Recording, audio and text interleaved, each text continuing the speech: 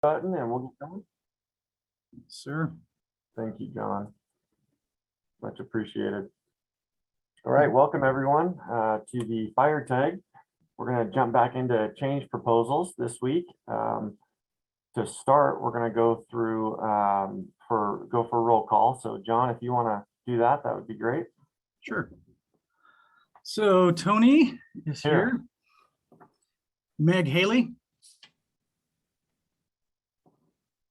Quinn Ty. Here. John Napier. Mike Six. Here. Dave Cocotte.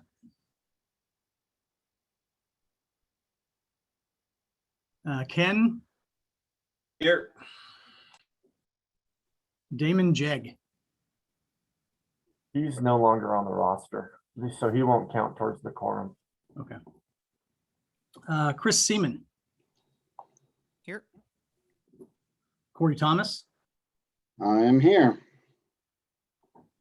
Matthew Campbell. Here. Kevin Marr. Here. Zach Tuck.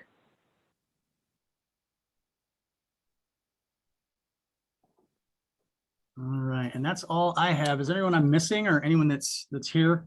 Yeah, there should be Ricky. Ricky should be on the Yeah, Ricky Campbell. Okay. He's our newest member. All right, Ricky is present. Yes, hi. Excellent. So we have a quorum, so we're good to go today. And is there anyone from the public that would like to be recognized? Matt Kosen with Suppression Systems. Thank you, Matt, and welcome. Thank you. Is there anyone else from the public? Okay, excellent. Welcome, Ricky Campbell. We're glad to have you on the tag. Thank you. Okay, with that, we're going to jump to review and approve agenda. We have the agenda in front of us. Is there any questions or discussion on the agenda? If not, looking for a motion. I'll make a motion. Thank you, Quinn. Second. Thank you, Matthew. We have a motion and a second. Any discussion? All those in favor, aye. Aye. Aye. Aye. Aye. Any against? All right, motion carries. Excellent. So let's move on to review and approve the summary minutes from June 17th. They're up in front of you. Hopefully you had a chance to pull these up and take a look. If you want to scroll through those kind of slowly, John, and we'll let everyone take a quick peek. And it's open for questions, comments, concerns. Yeah, Tony, this is Kevin Marr. It shows that I was in attendance on that meeting. I was actually on vacation, so. Thank you, just a small Kevin. item. Thank you. We'll make that adjustment. John, are you able to do that? Yes. Okay, excellent. Sounds good. Just make note of it. That needs to change. Excellent. Okay. So looking for a motion to approve with the deletion of Kevin Marr on the attendance list. So moved. Make that motion to approve. Second. Thank you. We have a motion and a second. Yeah, get us. MPS-6. Any Get as much as you discussion? can. Okay. Thanks, Jason. Yep, no problem. Thanks. John, are you able to mute Zach?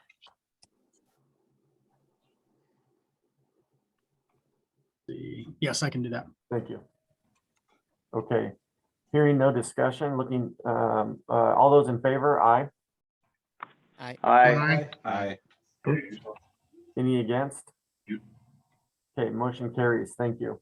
Hey, Zach's here, everybody.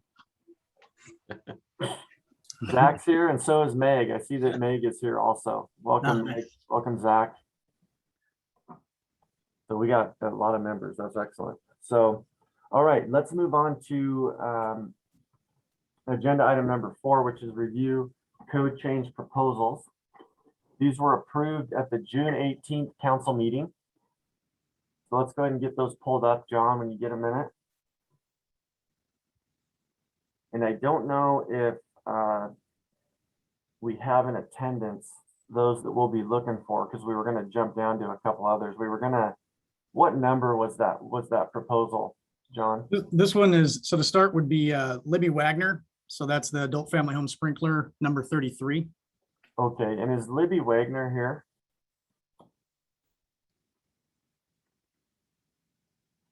Okay, it doesn't sound like it.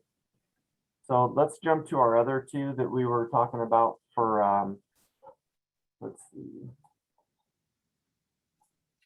So for Kim and Scott, Yeah, is Scott Lang or Kim Williams present?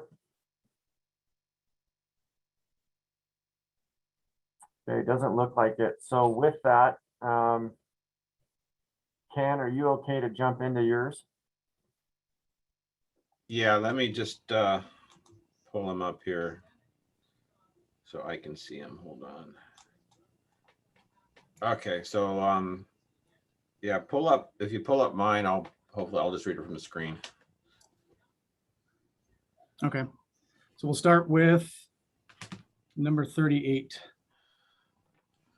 Do you have the Excel sheet, John? I do, let's see, we are having problems with that Excel sheet, so it will continue to close periodically, but I'll keep reopening it if I need to. Okay, thank you, John. Okay. Just trying to find the and you said this was 38? Yes, sir. Okay. Are you seeing that on the screen? Are you guys seeing? Not right now. We're seeing the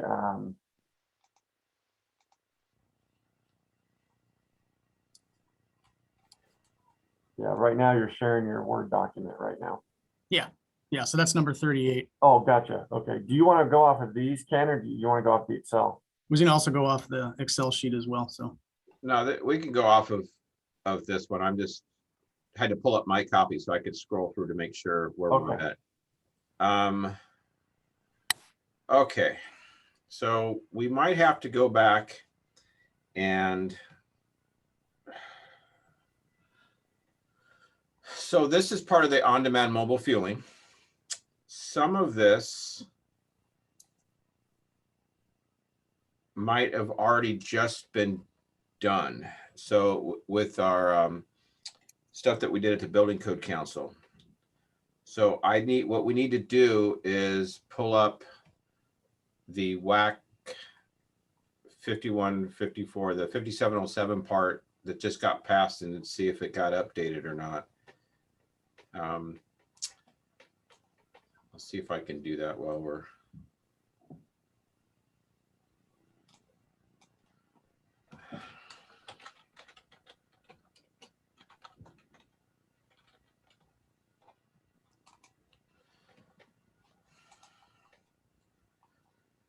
And 57. No, it's not listed. You know what? We better pause on this one just because we need to make sure we're correlating with just what just got approved at the Building Code Council a few weeks ago, Okay. because I think this has some of the changes. Yeah, because I created this before that got approved. So yeah, let's just jump to the next one, and then Okay. I'll be able to pull up. Yeah, this is something I should have talked to John about, having the existing stuff that was just approved up front. So let's jump to the next one, which would be, I guess, the 39.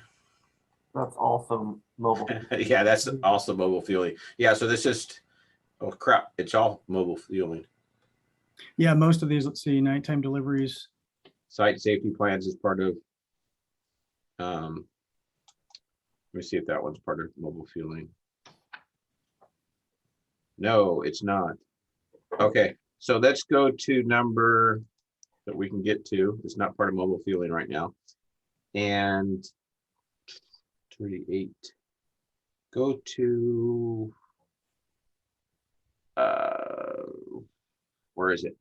Number 44, site safety plans. Yes, sir. Y'all seeing that? Yes, John, thank you.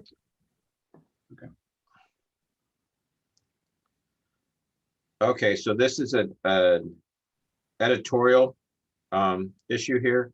It's just an editorial correction with the 2021 IFC. The 2021 IFC had referenced 3308, and it should have been section 3303. So I don't know if anybody has a copy of the 21 code available. I'm going to pull it up just to make sure.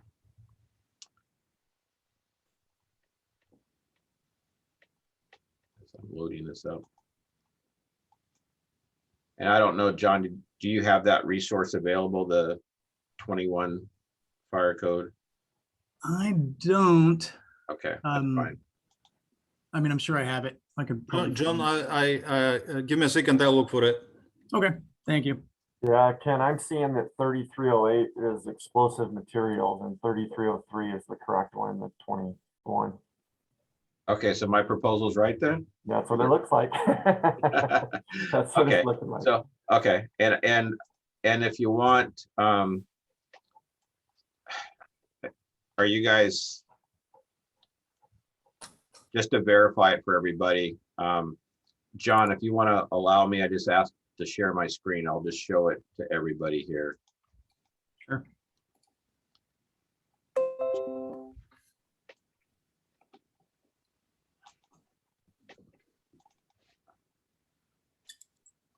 Okay, so what he was referring to is the code currently references 3308, like Tony says, explosive materials, and it should be referencing 3303, the owner's responsibility for fire protection for the site safety plans. So that's, just want to make sure everybody saw that before we went ahead on it. Excellent. Thank you, Ken. Is there any questions or discussion on this? Okay, excellent. We'll be looking for a motion to move this to the BFP committee. This is Chris. I'll move to bring this forward to the BFP. Thank you, Chris. I'll go ahead and second it. Thank you, Quinn. We have a motion and a second. Any further discussion? All those in favor, aye. Aye. Aye. Any against? Motion carries. Thank you.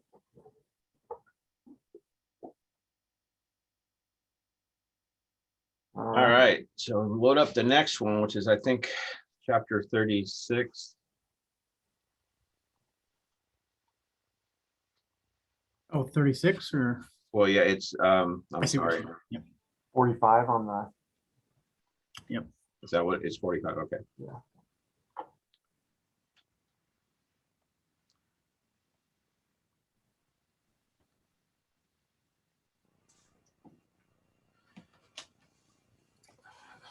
All right, so I'm gonna just, while you scroll through, I'm gonna read my explanation in section 5. So I wrote down 3601.3. It's an existing Washington State amendment, but the reference section for permits was updated to section 105.5. Section 3602.1 is also an existing Washington State amendment. 3604.2 is an existing Washington State amendment. And this proposal indicates the 2021 language that was struck. So it's just wanting to make sure everybody saw what we were striking from the 21 code to see if we wanted to make sure we want to kept it struck. 3604.3 is also an existing Washington State amendment. And again, showing what the language is existing in 2021, it shows it's struck out. The 3604.4 is an existing Washington State amendment. And again, I wanted to show what was in the 21 code so everybody saw it. And again, the 3604.7 through 3604.82 are all current Washington State amendments. and are shown to be added to the 2021 IFC. That's the code change proposal. So again, the strikeouts on here. And So I didn't just know if for- anybody wanted to walk through and look at some of these existing things and just say, do we really want to cross out things?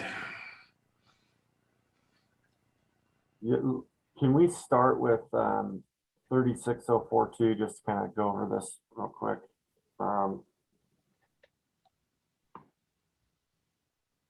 So basically the question is do we want boatyards crossed out, and are we good with outlets over hose connections in the addition of the class 1 manual standpipe?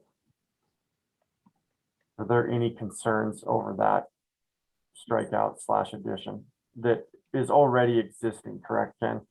Yeah, it's already state language now, but just wondering, I don't know the history of why we changed it from hose connections to outlets. And because if I have an outlet, it's technically, is it a hose connection? Can I connect my fire department hose to it, or is it just an outlet? Outlet to me, and again, not knowing the history,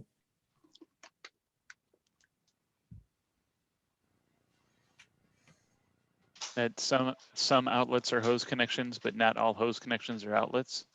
Right. I think the terminology of host connections is used in NFPA and also the IFC, if I'm not mistaken. I think we'd want to stay consistent with host connections, wouldn't we? Oh, I definitely agree. I'll do a quick search and see if we have outlets or hose connections in the IFC and see what it says. Yeah, the only thing I can think of would be if it was specific to NFPA 303, like if outlets was used there instead, which would have been weird. But yeah, I think hose connection, just like everybody else, makes more sense.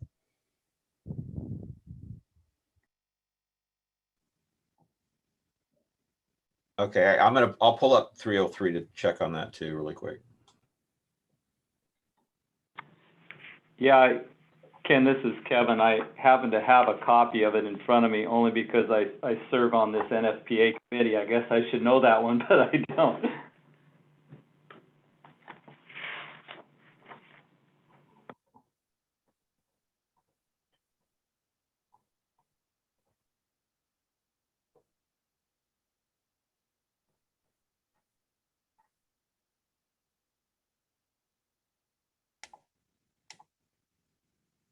This is Meg, just reading through it. It's interesting, the end of the sentence refers to the standpipe hose connection. Do you think they're trying to distinguish that the outlet should not exceed 150 feet from a standpipe hose connection versus a hose connection should not exceed 150 feet from a hose connection? Maybe that's why they used outlet there? Just a guess.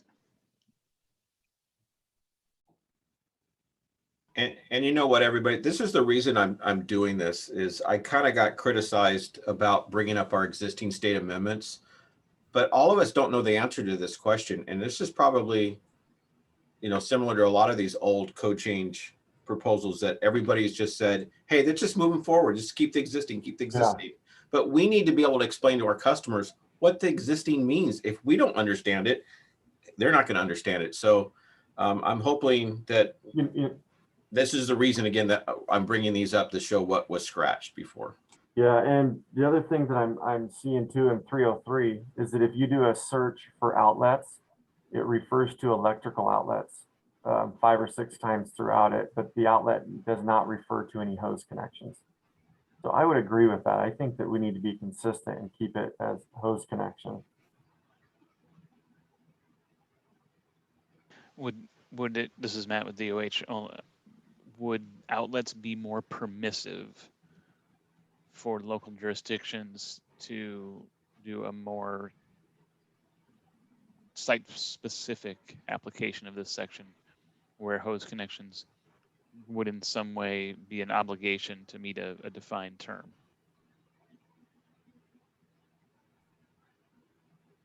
Matt, I'm wondering, are you thinking that there's a use that wants to be utilized that is not a hose connection? Yeah, that's, I maybe, in, since I'm not that familiar with marinas, I was wondering if somebody put that in because from the design side, they said, wait, I have a plan to address the standpipe issue at my marina, but it doesn't involve a hose connection. And so I need an amendment for me to do that, to take that design approach. Whereas so the hose connection was struck because it is limiting in some manner. So my inclination would be that if an amendment, even if it's carried forward, it's always neat to see also how long these have been on the books. But I would tend to eliminate amendments when possible, but leave them in when they're more permissive within reason, so that the code can be employed in a most appropriate site-specific application. Okay. I think I understand your question, but I don't think that's the case. That I think it's just a word that somebody really liked when they wrote it. Is Overthinking. is the point of the sentence that hose connection should be located such that no point on the marina is 150 feet from that hose connection? Is that kind of the point of the sentence? Yeah. That's how I read it. So then, yeah. I don't know, are outlets defined anywhere? Is that a reserved word? They're defined in 303 and NFPA 303, but it goes along with the reference to electrical outlets, it has nothing to do with hose connections. Got it. Let's look at 360421, which isn't shown there. It actually says identification of standpipe outlets so it actually is standpipe outlets in the 2021 code, and probably maybe in 2018 too. So now that just adds some more confusion. Yes, it does. Oh, sorry, I agree. Looking at the further, it's pretty clear that that's the intention, is to have the hose connections. And the author of the amendment is not here to defend it, therefore default to reduce the number of amendments.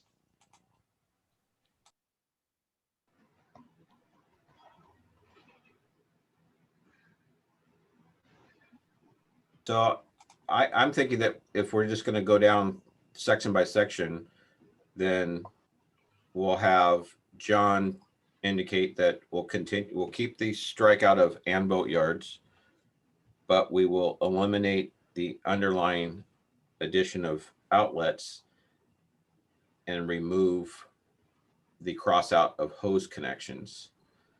And Okay. that would be my motion for 36042 if I need to make a motion for each one.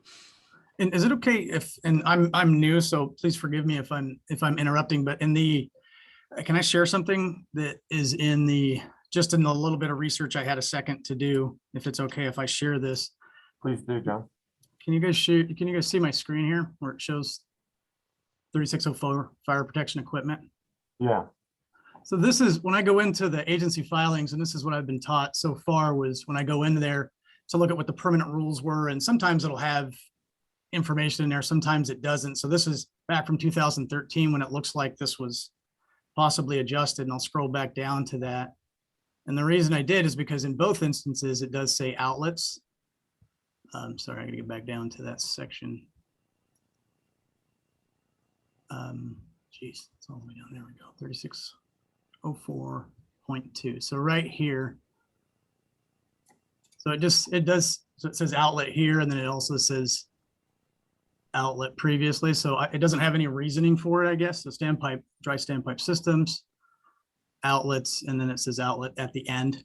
I don't know if that offers anything, but that's where I guess that's where I saw it. I don't know if that helps at all, but Yeah, I've had to go back into history before and just try to find out what meeting it was actually changed it and look for those meeting minutes for explanations, but I didn't take the time to do that for this one. Okay. All right, well, John, are you able to do a track changes for Mhm. that one based on Ken's previous comment there? That we want to keep the strikeout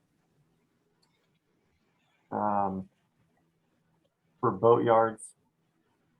And we want to Mhm. get rid of outlets and keep hose connections. Yeah, I'll just keep notes here. And then, If you highlight that and just do a strike through, oh, this here? yeah.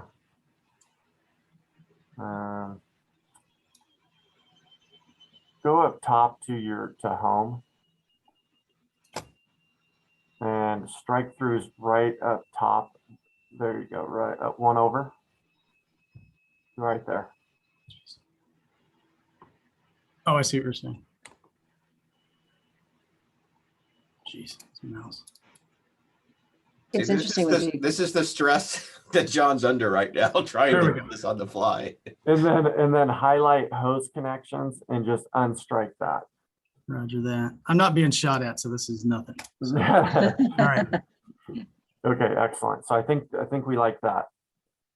I think that we're- actually parallels the language that John was showing us.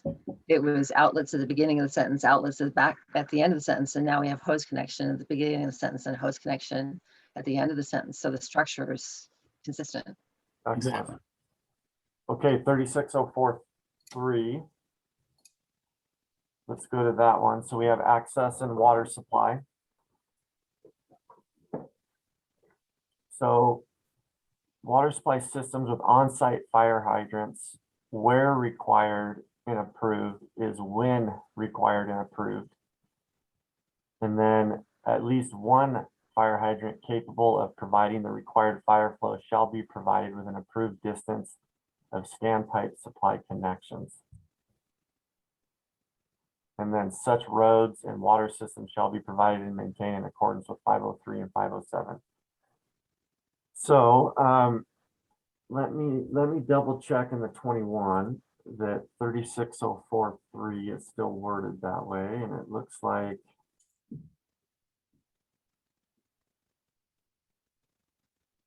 yeah, and this just says where required by the fire code official, and this says when required and approved by the fire code official. To me, that seems a little redundant because if it's required by the fire code official, then it's going to more than likely go through an approval process. So maybe that's what Ken's kind of referring to here on this one. But I don't want to step on anyone's toes there.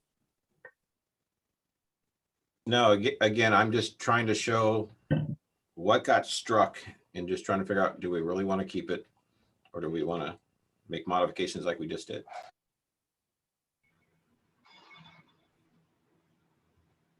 All right, does anyone have any comments or concerns or any suggestions on 3604.3?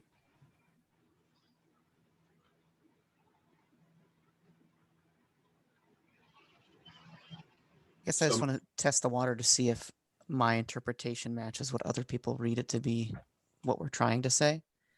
It seems to me that we're trying to say if the fire code official requires a water supply, there has to be at least one fire hydrant close enough to make the fire code official happy.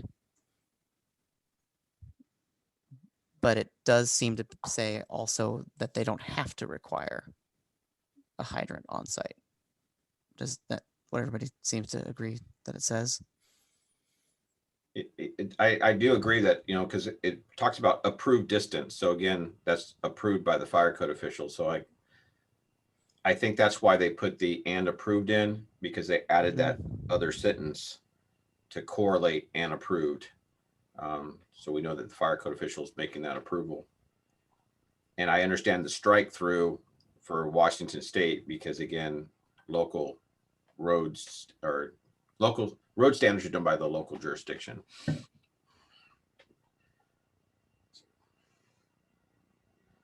If we're modifying things, I would put the where when required in the front of this sentence as opposed to at the tail, but that's more editorial and nature.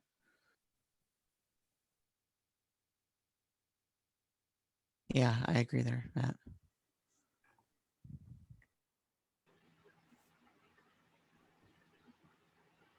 So do we have a suggestion at all for the strike through in the addition language in 3604.3?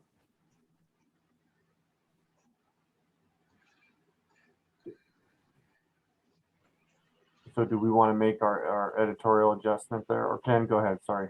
Yeah, I'm just thinking if we don't want to make, we can make that editorial judgment that that was just suggested by bringing it to the front, or we could just leave it alone and just move on if nobody wants to make any other substantial changes to it. Okay. Are we good with leaving it alone, or do we want to make the editorial adjustment?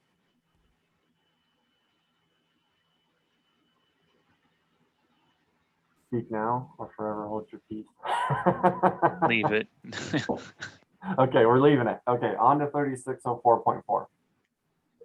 4A 40BC portable fire extinguisher or fire extinguisher.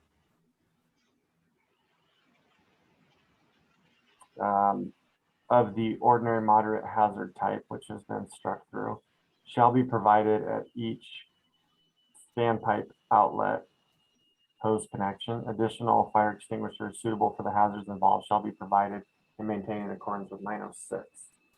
So I would assume we're going to go to hose connection and get rid of outlet to be consistent.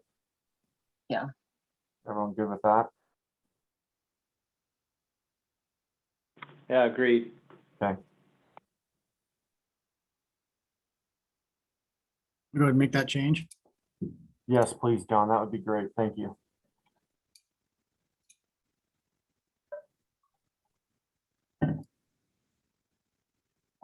All right. Is everyone else good with the language as it sits, the 4A 40BC, and then the get rid of the ordinary moderate hazard type?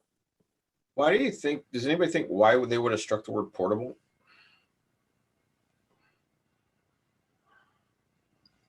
Is it redundant because of the 4A 440 BC? It's already assumed. Well, I'm just saying that the fire code already has the words portable in it. So for some reason, the state of Washington decided to strike the word portable. So wherever it's struck out, that's all done by Washington State. I think, Ken, maybe because it's implied there at the bold leading section, portable fire extinguishers, maybe they struck it out, just not being redundant, I guess. It doesn't it makes no sense since the base code says portable fire extinguishers and it has portable fire extinguishers throughout. Yeah, I agree. It adds no value one way or the other. Yeah, I tend to agree. I think portable should be left in, but is there anyone against leaving portable portion in just to be consistent with the model language? I'd leave it in. Yeah, I agree. Okay, let's go ahead and do that, John. Let's leave the portable portion in. And are we thinking the only reason they put in the 4A 40 BC because they didn't want somebody to take the time to go look it up? That's my guess. Yeah. Okay. Well, no, I think you could get away with a 2A 20 BC for ordinary. The 4A 40 BCs for high hazard. Oh. So it is more restrictive. It's a larger extinguisher, I think, than you could get away with. Let's see. Unless it's referenced in NFPA 303 somewhere that the bigger one's needed. Let me go to 906 real quick in the 21, just make sure we're all on the same page. Yeah, it does seem it's more restrictive because 4A is high extreme hazard. To be clear, I'm very okay with it being more restrictive. Yeah, boats love to catch on fire, so. Yeah. Okay, let me go to 303 real quick.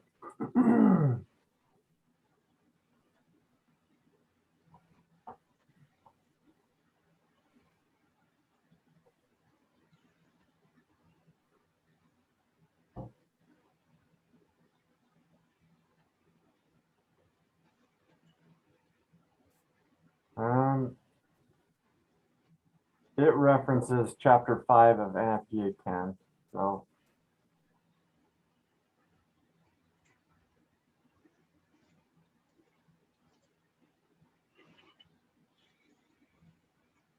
Yeah, it doesn't give an exact rating in 303 that I'm seeing. I'm okay with the 4A 40 BC. Is everyone else okay with that? Yeah, Should we put in like I'm just trying to, if we go back to 906, should we be calling this a rating? You know, a rating of Or class? 1 4A 40 BC rated portable fire extinguisher? Yeah, that makes sense.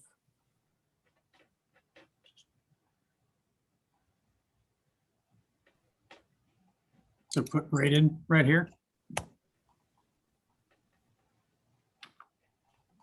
Yeah,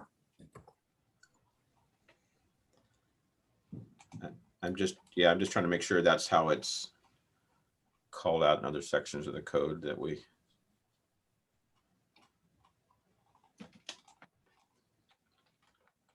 yeah, that would be consistent with the tables for your A and B class.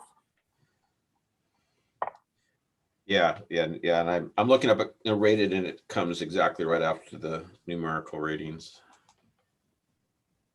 Okay.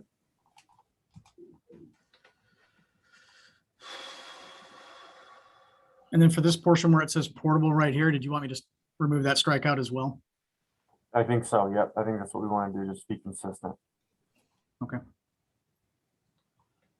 Okay. Is there anything further on 3604.4? Okay, excellent. Let's go to 3604.7.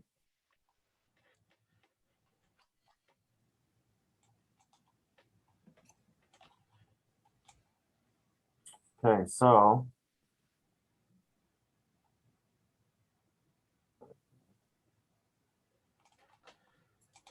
and this is just an addition in the Washington State only, correct, Ken? Yeah, I believe so. Okay, building code people. Is there a correlating chapter in the building code for marinas and boatyards? Is it in chapter 4? No, I mean, are you on still? no, there's not. I'm pretty sure, Ken.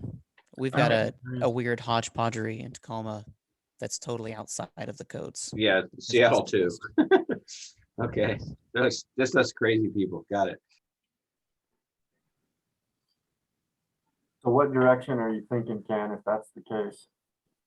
I think we should just, with our experts that we have, run through this and make sure it makes sense. And then I don't know if this was correlated with 303 or not. Oh, I see. And maybe this language is taken from 303. I don't know. I mean, I think what they're trying to do is, because the smoke and heat vents could delay the operation of the sprinklers, that's why they're saying it's not needed if there's automatic sprinklers. I think it makes sense.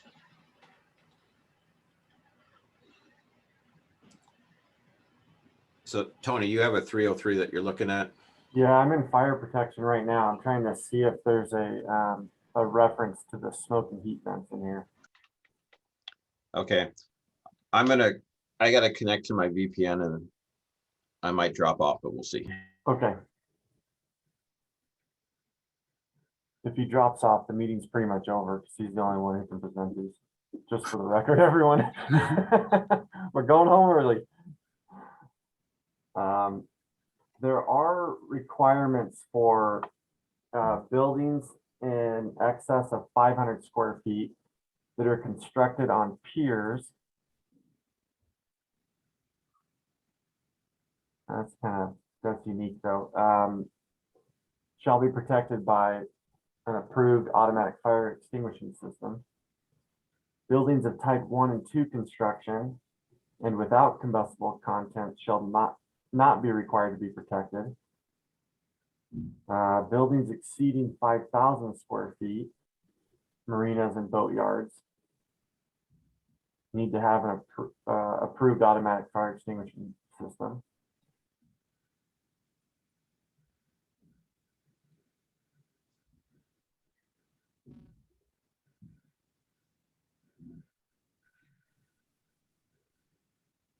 I'm not seeing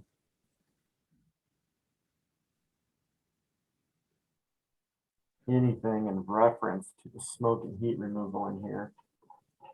I hate looking at it on, in this format, just because I hate to miss something, but I just found that Bellingham Council ready to approve Stiffer fire code for marina, including the installation of smoke and heat vents and roofs. So that it seems like it's a new, maybe, West Coast thing. okay. Let's see.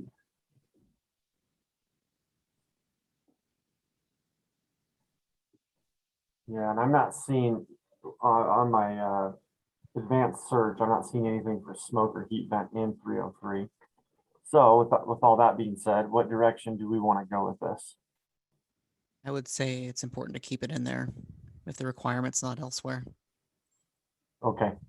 All right. And are we all in agreement with that? Are we good with keeping 36047, 1 and 11, I suppose, because they all tie together, right? Are we good with keeping that the same, or anyone like to have any more discussion on that?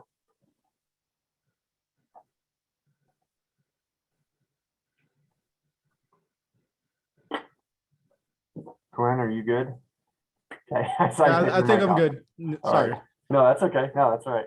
Because I think Okay. having something is better than nothing right now, because currently it's pretty silent. Okay, excellent. All right, very good. So let's go to, let's see, actually that would take us through 712 as well. So now we're at draft curtains and we're going to be in the same boat here. Let me do a quick search for draft curtains.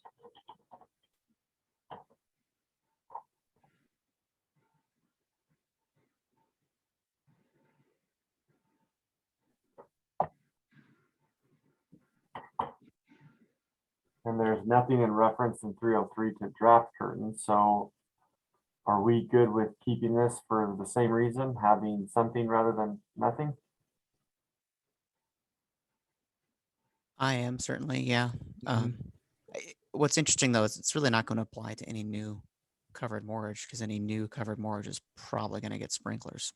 Oh, And the likelihood of someone actually getting new covered mortgage is extremely low with the critical area stuff.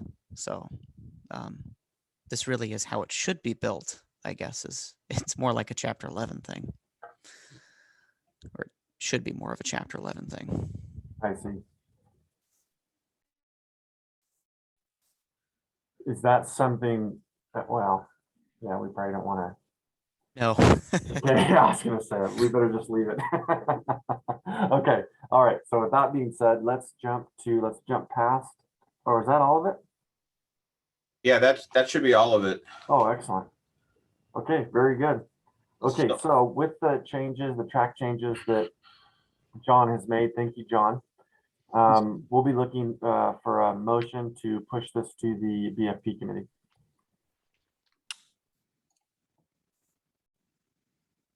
Just So quick moved. question. Oh, I do have one quick question on item number 7. Is there an economic impact? And it was no. Shouldn't that be yes? Because some of these are more restrictive.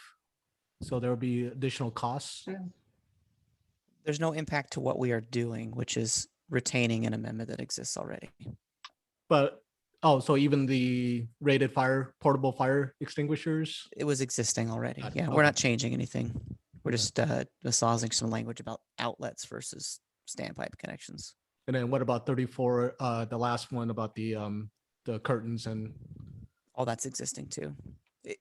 What Ken's doing is bringing forward all the existing amendments for us to beat up, which I appreciate, even though some people pick on him for it. They're just a new, okay. Well, because I think if we can't defend it and keep it moving forward, there's no reason to still have it. So, Okay. Yeah. I was just wondering because I saw the economic. I was like, it just made me wonder. Thanks, Okay. Chris. Yeah, thank you for bringing that up, Quinn. So we have a motion and a second. Do we have any further discussion on this? Okay, all those in favor, aye. Aye. Aye. Aye. Any against? Motion carries. Thank you.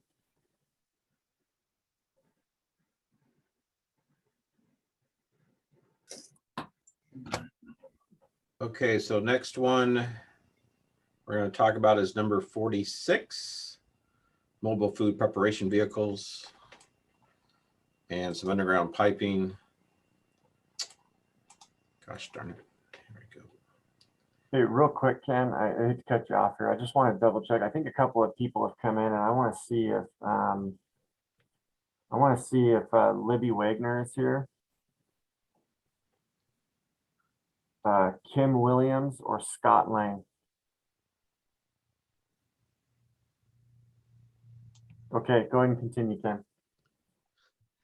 Okay, let me find it up on the screen here. Hold on. Okay, so this is the mobile food preparation vehicles. This is an existing state amendment, just showing it again that will get added to the 2021 code. The 105.6.25 is all of a current Washington State amendment, but I did add the word that after the word piping in exception number 2 for clarity. Before it just said underground piping serves a fire protection. What I saw in the state amendments is that the word that should have been in there. So that's in my explanation. So just want to make sure everybody still wanted these 2 amendments and was okay with me adding the word that. Okay, excellent. So is there any discussion on this that anyone would like to have? Any comments? I know in 105.532, which is the mobile food prep, does the, well, and it lines up with the Washington State definition also for mobile food prep vehicles, because they added the or utilizes LP gas systems or CNG systems, which I think is an important addition personally, just because there's a hazard that can still exist with those system types, regardless of whether a smoke or grease-laden vapor is being produced. So I would like to see it be retained, but it's open for discussion.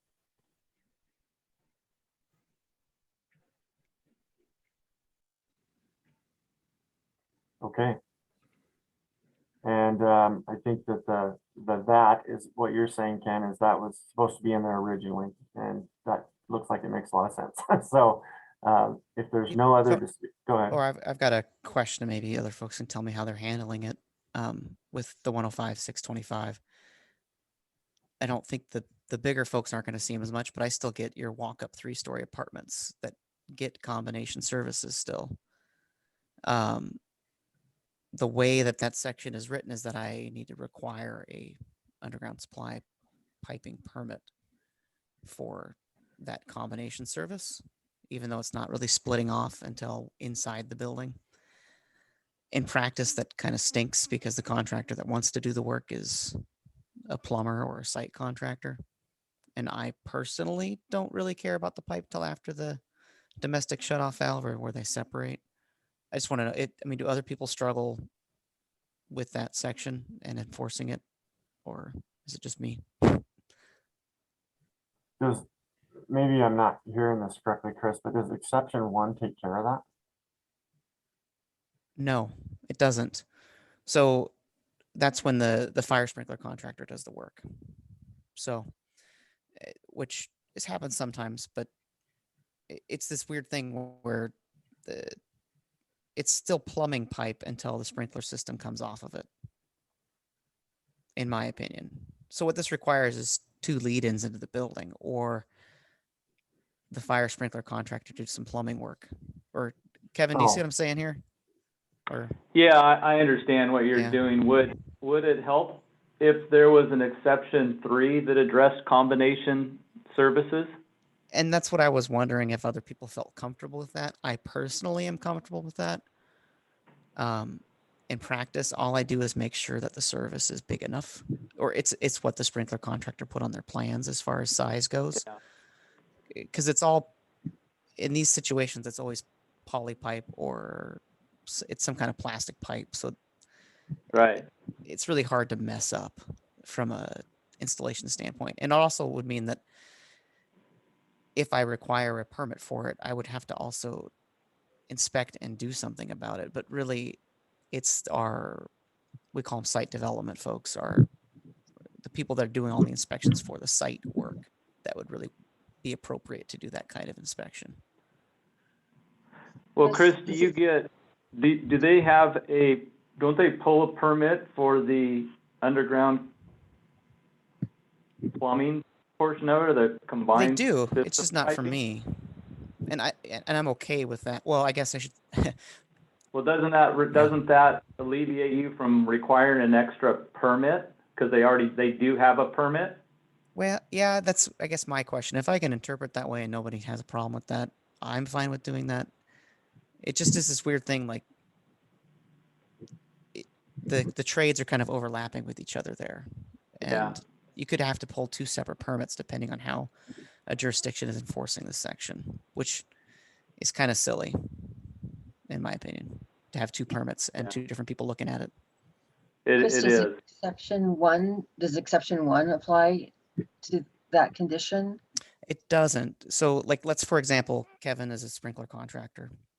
If they're doing the 3-story walk-up apartment building that is a combination 13R system, so it's going to have a water meter installed by the utility out in the street, and then there's going to be a pipe from the water meter to some kind of water entry room.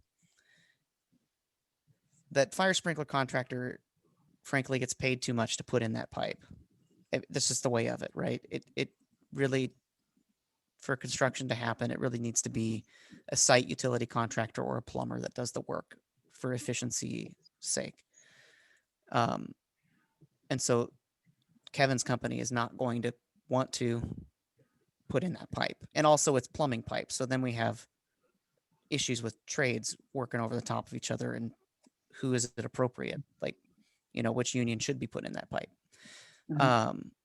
I think when it's clearly set out to be, until this point, it's just plumbing pipe, that's a lot clearer for everybody's standpoint.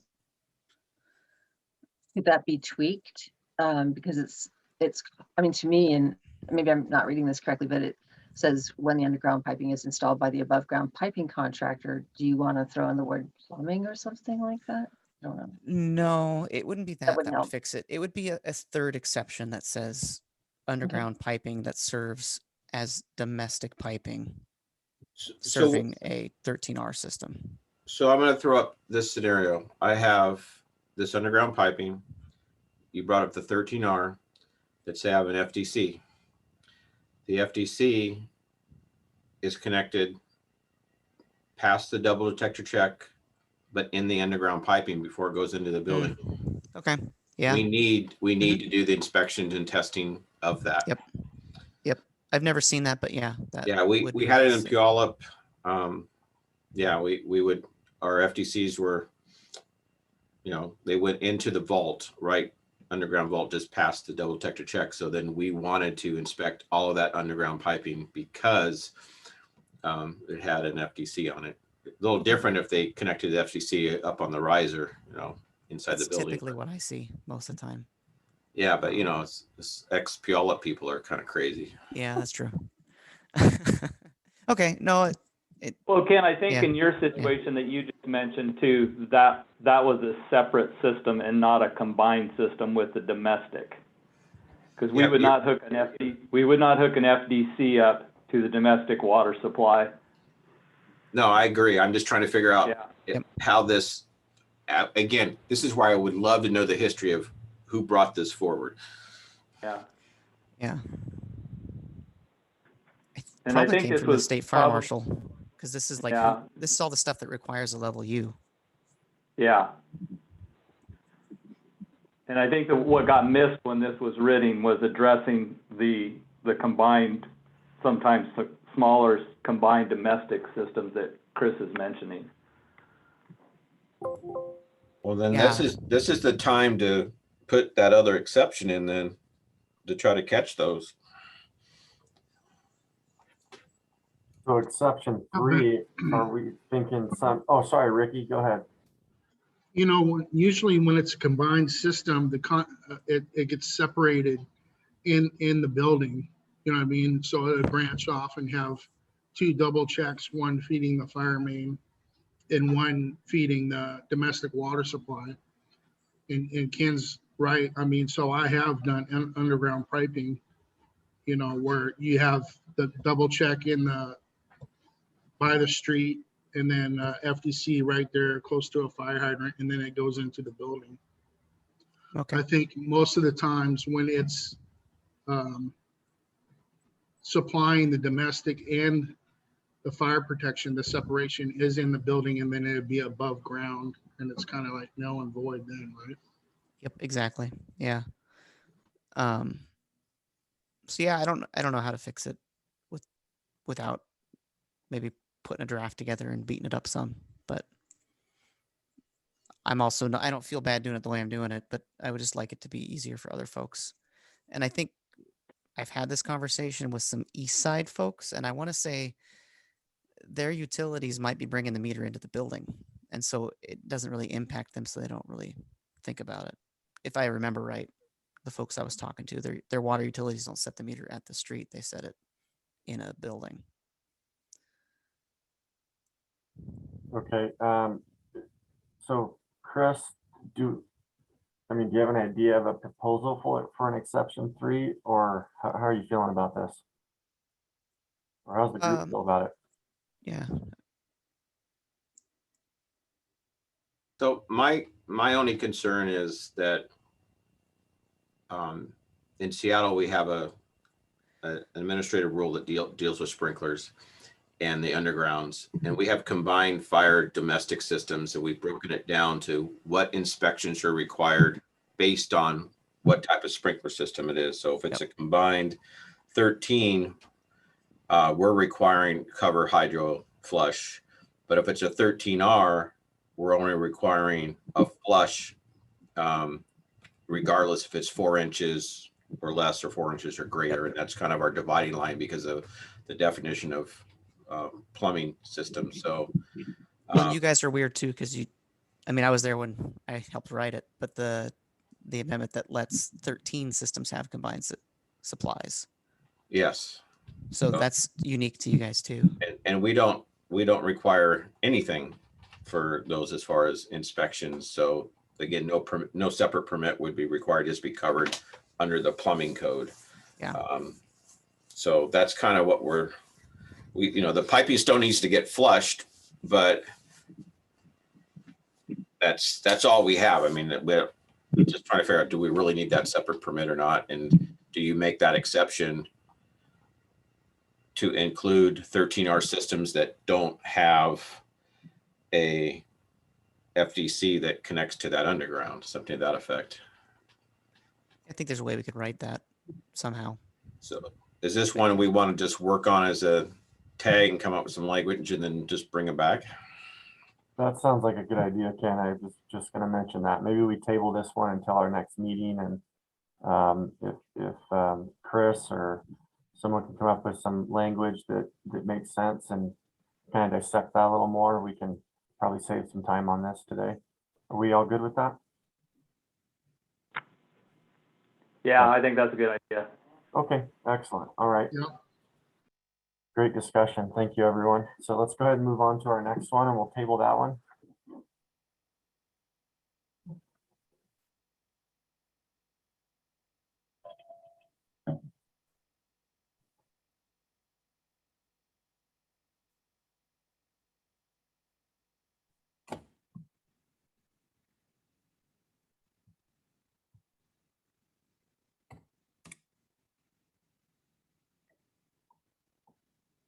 So 47.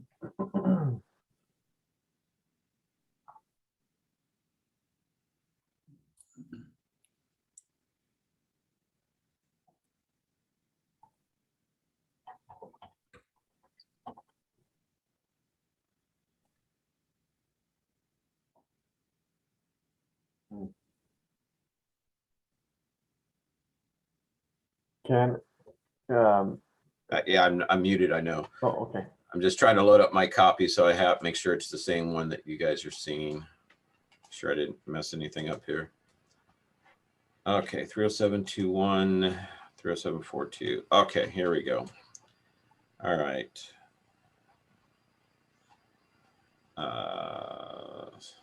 Okay, so this again is just showing all of the current or the proposed 2021 language with our Washington State amendments showing the strikeouts and underlines, just showing what this is what we're striking out. So the authorization in the 307.2.1, we added the state, just that references that WAC 173.425, which I did not look up. So not too sure exactly what that applies to. The recreational fires, it just says see chapter 173. Yeah. Don't know if that was supposed to say dash something also. Yeah, it looks like in the 173.425, the purpose of the rule is to establish a program to implement the limited burning policy authorized by section 743 through 765 of the Washington Clean Air Act. And that they reference the RCW there for that and other provisions of the act that pertain to outdoor burning. And it kind of goes on and as far as the purpose there, but it seems like a reasonable reference. And 173 as a whole is Department of Ecology, and there's some groundwater stuff in there and water rights, and so I don't know if they meant to do the whole thing, wastewater discharge, that type of thing. I can't imagine that was the intent. Yeah, it's not enforceable language. It's just a pointer Okay. to help people. But I just didn't know if there was a section in 173 that just had to do with recreational fires. Yeah, I think that would go back to 425. So I don't know if that was a typo or something that was missed, and it should say 173-425 WAC and somebody just missed it. That's the way it looks to me, because 425 is specifically outdoor burning. And, you know, 423 is low emission vehicles. 430 is agricultural burning, and greenhouse gases, clean air rule, hydrofluorocarbons. It looks to me like it should be just 425. Okay, then John, my proposal, just add 173 dash and then 425 before the WAC there. Let's see. Where... So on Oh, three. right here. Perfect. Yep.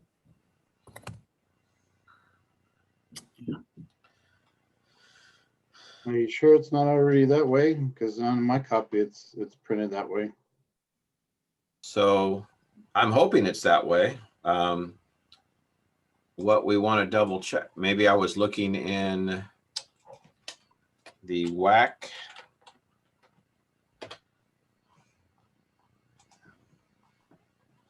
Well, my printed inserts have it, so that's all I'll say is it's already there. So maybe it's a change, maybe it's not. All right. So let me just 307. Just want to double check something here. 307.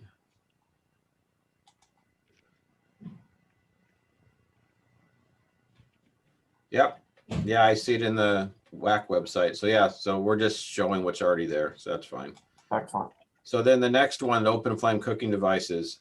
Gosh, if you're old like me, you probably remember the argument over barbecues on balconies that happened out in the 90s here, and we were the anti-barbecue people by not striking this.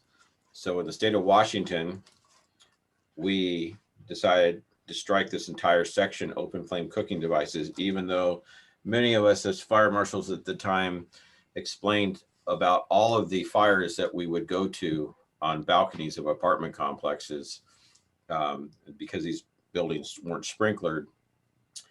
If this went into effect, it would have eliminated those people's ability to have barbecues unless they have an LP less than 2.5 pounds. So, but I remember testifying about just all of the charcoal fires that we'd have. People just clean out their charcoal and leave it on their balcony, and then it would ignite and catch the entire building on fire. So in the state of Washington, we struck this entire section at that time.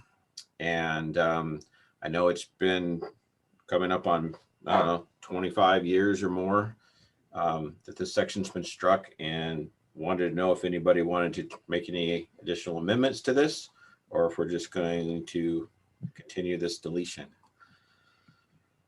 Revisited this about 12 years ago. And so I was actually quoted throughout the state in the newspapers as that the fire department is not the barbecue police. And if you look out on the web, you'll still find those articles. I am still fine leaving it as it is. No, just let it, it's basically one of those code things that are great, but it's just not enforceable. Okay. Welcome, Dave. Hi, sorry I'm late. Just in time. Very good. Okay, anyone else have questions or comments on the strike through there? I have a little side note that is somewhat related to Dave's comment, and I hesitate to bring it up because it's an enormous can of worms. City of Bremerton adopted this several years back, and it's been an interesting application, but we require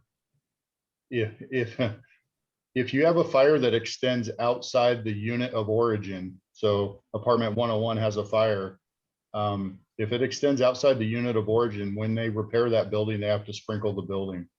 And there's a little bit of other stuff that tags along with that, but it kind of helps that restoration of bringing these unsprinklered R1s and R2s. It's specific to R1s and R2s, obviously. Brings those more into code compliance. Don't get me wrong, it's an enormous undertaking, as you can imagine, but we've had good luck with it. It largely drops that burden of the sprinkler system costs back to the insurance company, assuming they have sufficient code upgrade insurance or coverage. But it has dwindled our list of unsprinklered R1s and R2s down. Just a thought. And the only reason I bring it up here is because clearly you're going to have a fire on a balcony with the barbecue, and it's kind of that spark, no pun intended, or maybe a little intended, to move towards that. Just a thought. If the committee is willing to look at it, I'll draft a code proposal, but I thought I would throw it out here. Thank you, Mike. Appreciate that. I think I do follow with what Ken is saying. I believe basically I'm for what Ken is saying, but at the same time, I believe what Dave is saying, that it's almost unenforceable. How do you go about doing it? But I think if we're gonna do it right now, is the time to unstrike it with everyone, the political agenda and everything, with all the fire, the drought.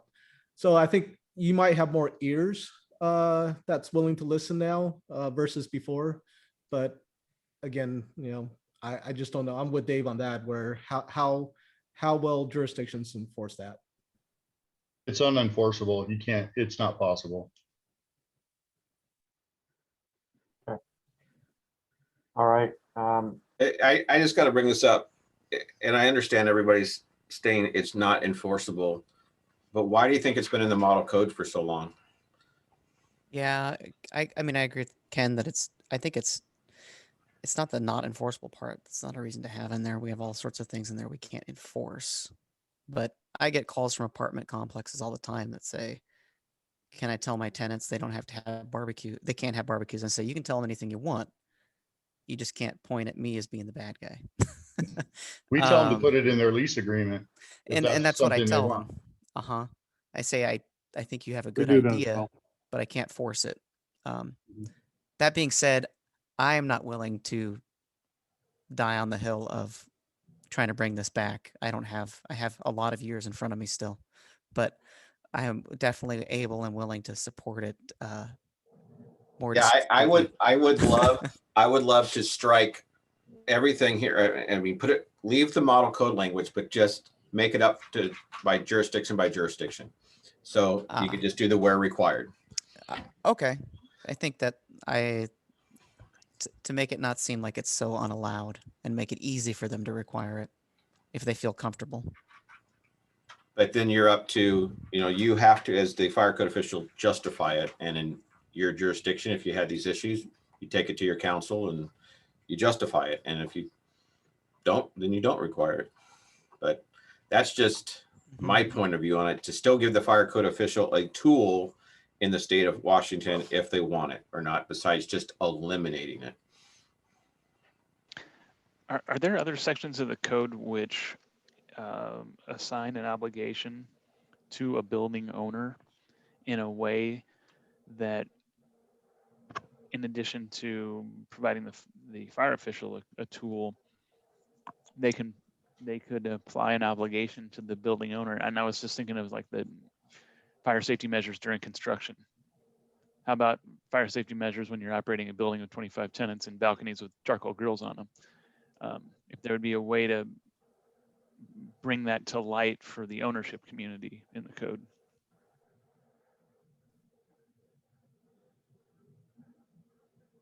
Yeah, I don't know any. I think there's what you're talking about is in the code. I just don't have specifics, about,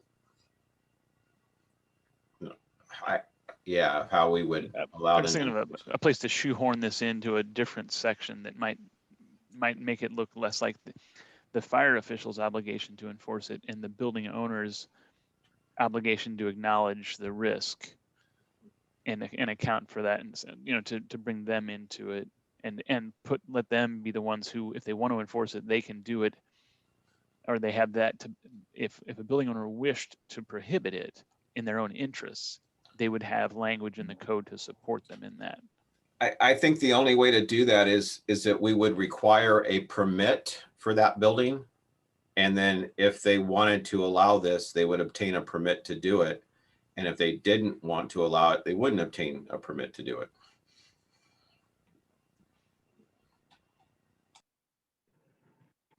I kind of I'll see this. stand by my statement that I don't want to be the barbecue police.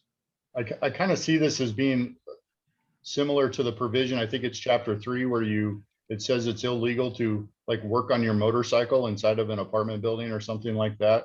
I mean, we're not inspecting those areas. There's no, unless we're there on an aid call or a fire call. I don't see how that is. I don't know how that ever made it into the model code either. I know there's probably an event that's kind of attached to that code site, but it just seems like a stretch to me. But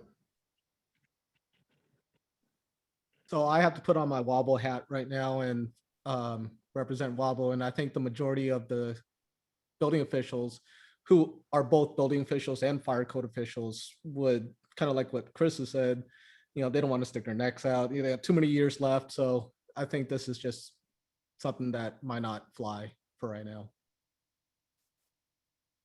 I'll second that. I see and I'm not an attorney, obviously, but I see a legal thing with this, where if we put where required by the AHJ or the local AHJ, and you play the role of, I'm not going to be barbecue police, and then a fire does happen, and there's large loss of property, or, in a worst case scenario, loss of life, then, you're sitting in a courtroom and getting asked, well, it says where required by the local AHJ, why didn't you do that type thing? And that would be, to me, that's what I'm going straight to, but, but I don't know, to me, it just seems like that's a tough one. That's a really tough one. All right. Do we want to do a I mean, are we divided enough where we need to do a roll call to see if we want to unstrike this and add language, or do we want to move on? So this is what I would like to do, just so it's official.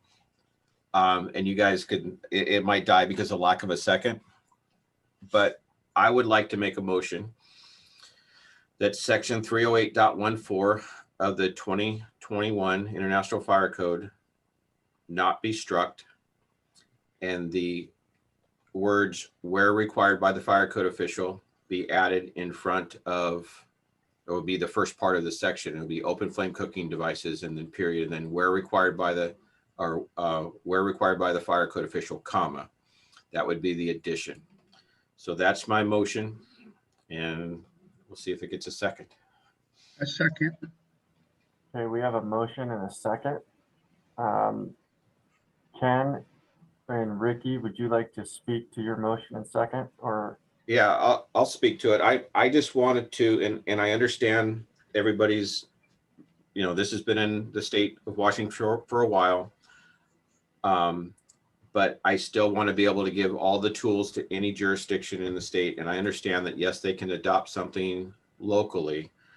But I just wanted to give them the tools to say yes or not, and they don't have to go through a local ordinance to make the changes. They can just make it a policy in-house of when they're going to require it or not. So that's the explanation I got. That's all I got. Thank you, Ken and Ricky. And I agree, having the local AHJ, having that decision. Plus, this is where the fires began at, you know, for fire and life safety. I mean, it's important enough for it to be listed originally in there. You know, that'd be my stance, you know. Thank you, Ricky. And we'll open it up to the rest of the tag for discussion. I'll let my statement stand. I just don't think it's necessary to have this language in the code. It's not enforceable. I think it poses liability if you throw it in there and somebody doesn't do anything. So removing it seems to be the most prudent thing. Thank you, Dave. Anyone else? Would there I be agree that it should be removed. Newer buildings usually have the balconies sprinklered anyway, so this is not going to get the old buildings that don't have the sprinklers on them, you know, with new sprinklers installed in them. So. Would there be any value in adding language similar to this, or porting this, the intent of this section into the emergency planning and preparedness sections for R1 occupancies? If permitted by the owner, they shall include this factor into their fire safety and evacuation planning.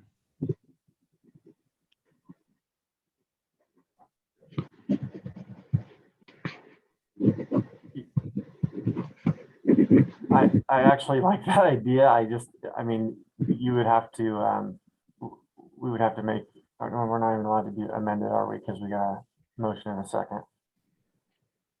There would be a separate, perhaps a separate area where if this could be addressed in the code, which with not making, it would permit the local authority having jurisdiction to engage on that matter. It's an obligation to the owner of the building stated in the code, and then the level of enforcement would be per jurisdiction or per risk, and do it on a building by building basis if the risk presents itself. And we don't have, the fire code official then would not have to be the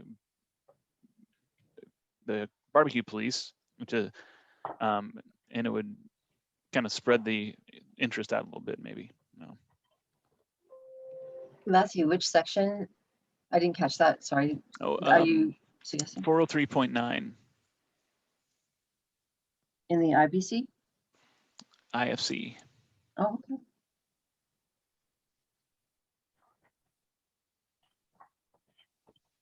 And then Tony, there was a chat note. Did you see the chat note? No, go ahead, John. Just someone in state 225, I'm not sure who that is, said that the balcony square footage makes a difference whether they barbecue next to the apartment building. Most residents would not follow code. It's up to the property management to enforce the state laws and building codes and city or county codes. Thank you, John. And stay 225, will you just state your name for the record?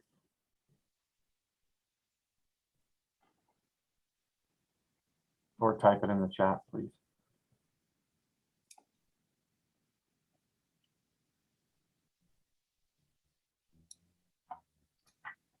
And just for clarity, are we talking 403.10, not 403.9 deals with M occupancies? 403.10 is group R.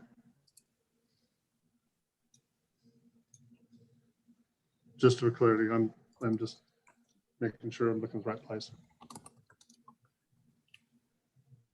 Right, I see that too. What do you think, Matthew? Oh, yeah, I apologize. I must have pulled up, I thought I had the 2021 up, or maybe I misspoke, but you get the idea. I think I'd like to see that as a separate item of discussion rather than this one here. All right. I didn't mean, I should have thought of it before we made the second in the motion. Or motion in the And I second. apologize, Matthew, I misspoke. I just looked at my Robert's rules and we can make a motion to amend during discussion. The question is whether or not it's valuable to the group to take that on at this point in time. Exactly, yeah. And So I think the best route would be to tackle this and do a roll call on this. And then if we need to come back and make a change in chapter 4, then we can do that. Can we get On the your- motion restated so we're very clear on what a yes vote is and what a no vote is? Yes, Okay. sir. I'll restate it. So just a second, let me pull it up. So the motion is section 308.14 of the 2021 International Fire Code is not struck, and the words "where required by the fire code official" is inserted prior to, and then comma, prior to the word charcoal burners.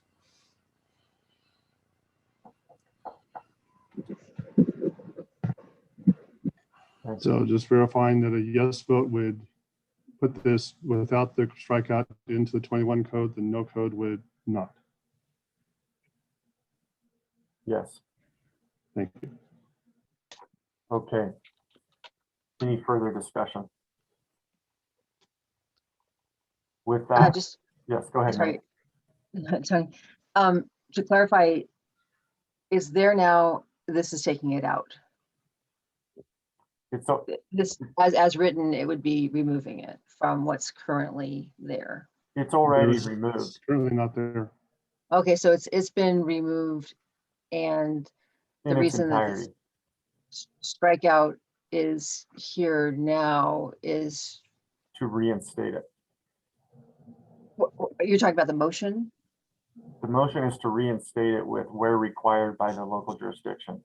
Right, I guess I'm sorry, this is a clarification for me. Is this currently in the code? It's Or in the has it model already been code. removed? It's in the model code. Yes, And and so it has been. it's currently in the published codes, and this would take it out. The published No. codes adopted by state of Washington. No, it's in the model code. It's been in the model code for several cycles. Washington State has removed it, and it's currently removed.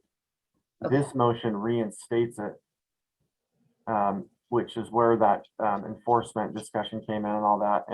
But what it would do is it would add where required by the local jurisdiction. That way, it puts it back in at the Washington State level.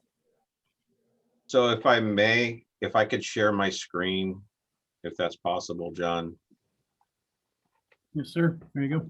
just so everybody's hopefully clear. So this section right here, 308.14, what I'm showing here right now is what my proposal is to unstrike everything and add into the language of the 2021 code where required by the fire code official, strike the big C and include an underground underlines. So that's my proposal that we're voting on if in the second by Ricky. And if you don't, then what's going to happen is we'll just continue our existing state amendment, which just strikes this entire section. So this Thank is you. my proposal, is the 2021 fire code stays with the base language, and we just add this. So this is what we're voting on. And hopefully that explains it a little bit better. And to just further clarify, we would be pushing this to the BFP committee for the next round of analysis. Oh yeah, it would was a yes vote. it would get beat up to heck anyway. Okay, all right, I think we're clear on this and we've had discussion. So we're gonna do a roll call on this. So John, if you wanna do that. Please. Sure. All right. Tony Doan, No. Meg Haley, Yes. Quinn Ty, No. John Napier. He's not here. Mike Six, No. Dave Cocotte, Nay. Ken Brulette. I have to say yes, Brulette. Of course. Dana's not here. Chris Seaman, Yes. Corey Thomas, No. Matthew Campbell, Yes. Ricky Campbell, Yes. and Kevin Marr, Yes. Zach Tuck. Zach still on?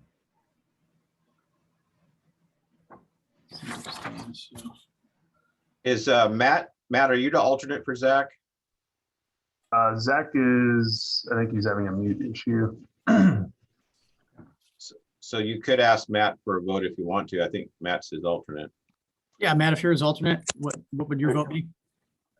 Zach, I think Zach just took his mic off. I vote yes. Ah, okay.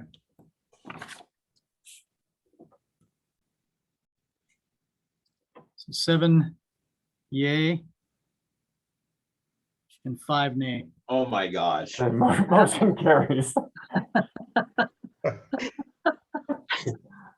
I love this group. I'm just gonna say, I really do. Okay, motion carries. We'll move this to the BFP committee. If I was a betting man, I would have just lost half my house. I would have put my next paycheck on it. I'm just saying that didn't go. Wow. Okay. All right. Thank you, everyone. Okay, so we need John then to make that change that I just did in his copy. I do think it's pretty cool that the voting process, oftentimes it's so lopsided when someone brings something up that, it seems like kind of an afterthought, but it's pretty cool whenever all the pieces actually come together and good discussion and look at the whole process. So it's cool. Absolutely. Agreed, Mike. Agreed. It needs to say fire code official, where required by the fire code official, and then italicized fire code official. Oh, that's right. And then a comma. I will say I felt bad about voting against it though, Ken, because I want to support everybody else too. But anyway, just the voting process. And fire code official is an important person, so they get capitals. Oh. And where is missing the E? Last E. Oh, yes. Chris, were you an English major? No, I had to take English 99, remedial English, so. Well, if we change it to capitals, we have to change it in all the other paragraphs to capitals because the fire code, the code does not. put it in Oh, caps. it's only the building official that's important. I forgot, sorry. Oh, so these are, That stings. Ouch. so these are not capitalized? Yeah, my bad. It is building official, I think gets capitals though, but Oh. I don't know. Hey, Tony, Mr. Chair, could we take a 5-minute break and then we can continue this one? Yes. Yeah, let's do that. Okay, because I really need to go gather my thoughts after that vote. Okay. All right. I'm wondering what else should we propose? Okay, let's go ahead and stop recording and take a 5-minute break. I'll come back 11:36. Thanks, everyone. Being a Wobble representative, I have to think about what everybody at the Wobble Association would want me to vote as, even though I personally felt something different.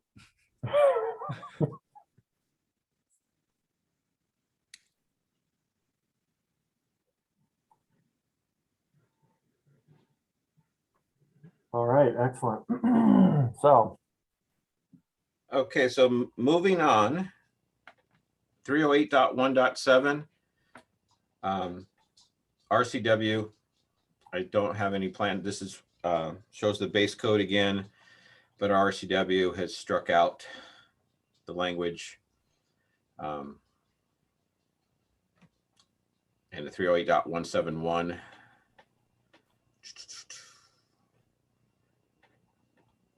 I want to make sure I think that's right.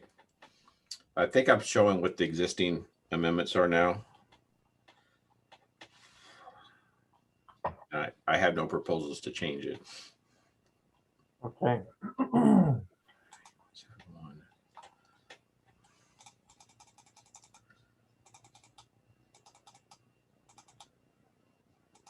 Okay, excellent. So let's jump into this one. So is there any discussion or questions or comments on this on 308.1.7 and 0.1.7.1?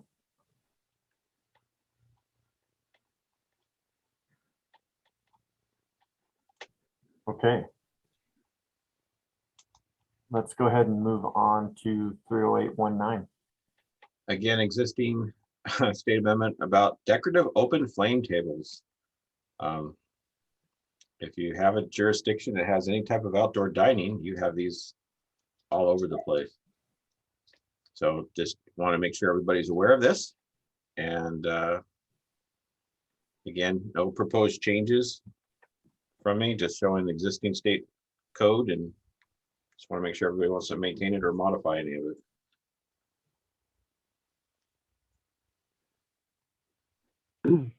I really like this one.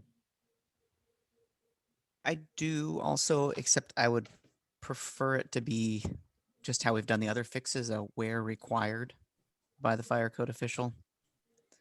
Just that I don't. Require local jurisdictions to take action on the code, and a lot of them aren't going to be able to do that. So that's one concern I had with the last proposal. Some jurisdictions will just adopt the code as is without any changes.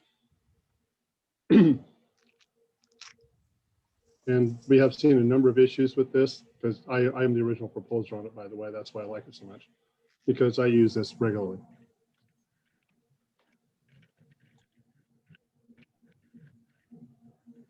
Okay, excellent. So Dave, by the sounds of it, you were kind of seconding that thought as far as putting the where required? Or when But required? there's yeah, I'm definitely, let's retain it as is. Because I think it does sort of say where on that second line with the fire code official approved design. It kind of sort of says that. Yeah, what I you just- find is a lot of these open flame tables now, and when the code first came out, they didn't have any kind of barriers or anything with them. And we've seen quite a number of them now that as an option to it, to get a barrier to the base that goes the height of the flame, so that people aren't sitting next to the flame, catching their coat on fire or something like that. There's a separation between them and the flames. And that was the intent of this. Thank you for that insight, Dave. Appreciate it.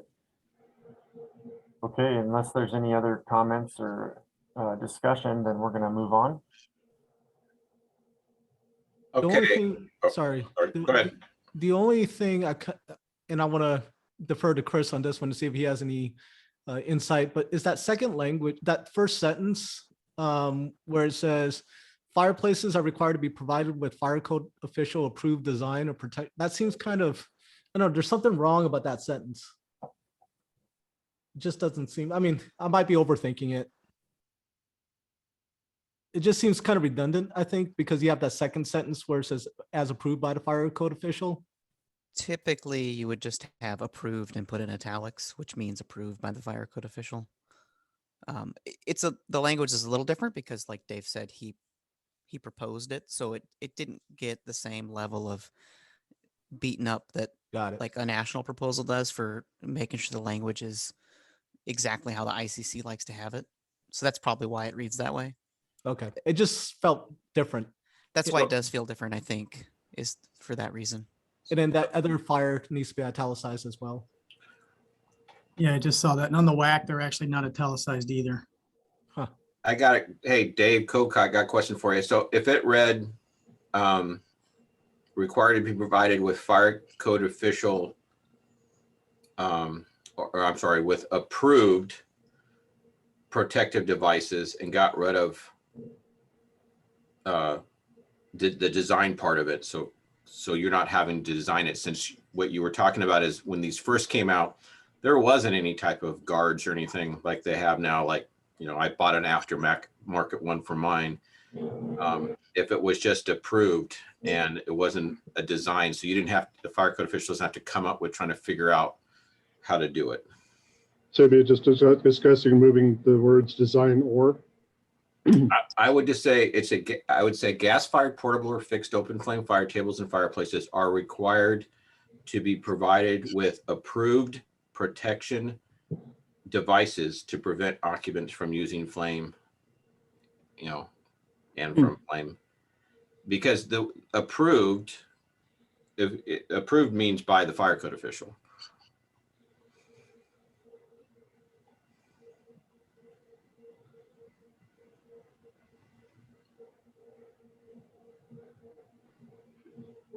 I'm thinking. Okay, let me, I can always pull it up so everybody can see it here.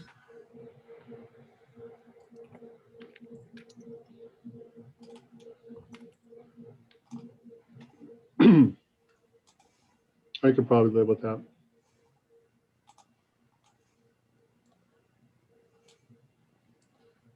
Well, it just doesn't seem like we're being consistent with the open cooking and charcoal, because it says the exception is an approved automatic sprinkler system. Why wouldn't you remove approved automatic sprinkler system and approved protection device instead? You lost me. Yeah, I'm lost too.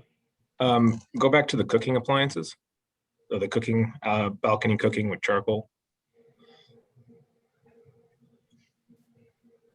And so it says, go back down.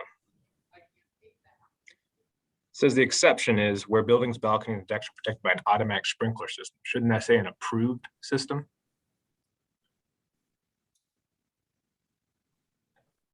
I'm just going off the base code language there. I don't see a change there now. And these tables are inside and outside. It's not just, the hazard is not just inside a building. It's going to be outside in a courtyard area or in a grassy area or something like that where people are doing things. The biggest issues we had were, we had just opened a skate ring, outdoor skating, ice skating and roller skating ring in Riverfront Park in Spokane. And they put out several of these open gas fire pits. And people were just, there were a couple of people that got their coats singed because there wasn't anything to separate them from where things were.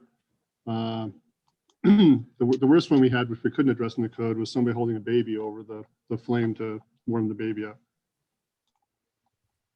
So we just felt that when we put this proposal together a couple cycles ago, that it was important to at least have something in here to address that. Sprinklers aren't really going to do anything other than if it is in the building. We did basically say that if there is, the gas valve would have to be interlocked with the fire alarm or sprinklers to shut that off in case of emergency. Dave, did you say that someone held a baby over the fire to warm it up? Yeah. Can we put an The baby got a little wet from the ice on the ice rink, so the parent, and we had the assistant fire marshal at that time, took a picture of it, and it showed the person holding the baby over the fire pit, warming them up. That is not a decorative open flame table problem. That's a way different problem, but I see where you're coming from. Yeah, it was just, we just noticed that when they first came out, there was all sorts of issues. This is the only one we could really address clearly because you can't solve stupidity. Okay, well, there's some more insight for everyone. Maybe it So, was a religious sacrifice of some type. I don't know. Oh yeah, my daughter would start singing the song from Lion King. Yeah. Wow. okay, So can I show my screen again and I'll show you the proposed language? Oh, it's going to show Tony's head first. There you go. All right, can everybody see this? Yes. Okay, so we're taking the existing state language, striking the word fire code official, adding the word "and," italicizing the word approved because that's a definition, and approved means, acceptable to the fire code official. And we're going to strike design or. So we'll read gas fire portable and fixed open flame fire tables and fireplaces are required to be provided with an approved protection. Should be device. I would Maybe suggest deleting "an" Yeah, we'll get rid of entirely. the "and." There we go. With approved protection devices. There we go. So we're just deleting fire code official and design or and italicizing approved.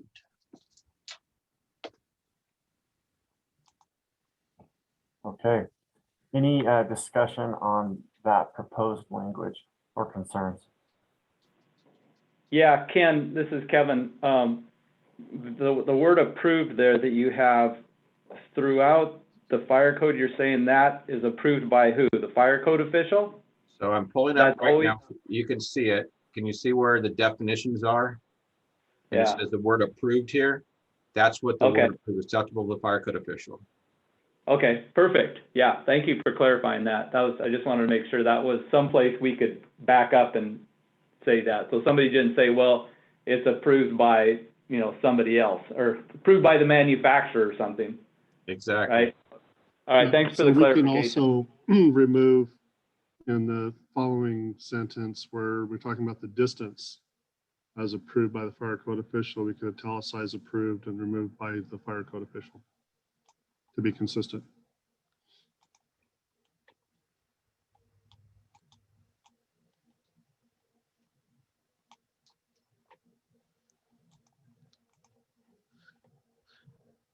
All right.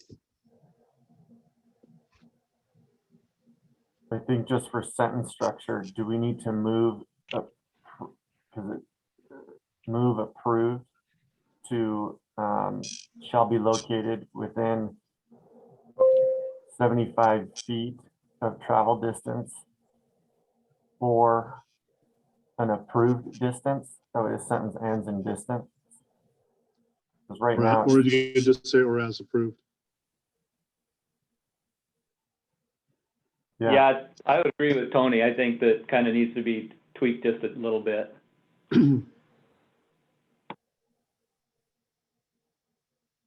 So read it to me, Tony, and I'll do the edit on the fly here. okay, and I don't know if I'm going to capture what Dave was mentioning, but Dave, feel free to jump in. So a fire extinguisher shall be located within 75 feet of travel distance or an approved distance.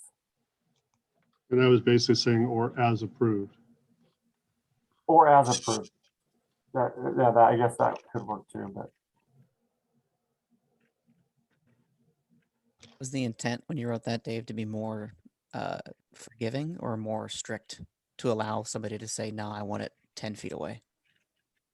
One of the things that we found is just depending on how things are arranged and how large the fires are. So we want to be able to provide some flexibility for the fire official if there is something that could be it could be 80 feet away, no big deal. Gotcha. But 75 is kind of coming out of other places out of the code for that distance. So we try to use that as a basis. Okay. Yeah. I mean, that seemed to be, that's the standard distance Yeah. for extinguishers. Okay. Is there already some flexibility afforded in fire extinguisher placement? Is there already something that says something similar in 906? I'm wondering, just from we could just say fire extinguishers shall be located in accordance with 906, potentially. I'm looking at it right now. Just from a keeping things concise and referencing stuff that we don't have to tweak if it changes. But I agree that I wouldn't, I mean, yeah, if it was like 80, 85 feet, I would be totally cool with it too.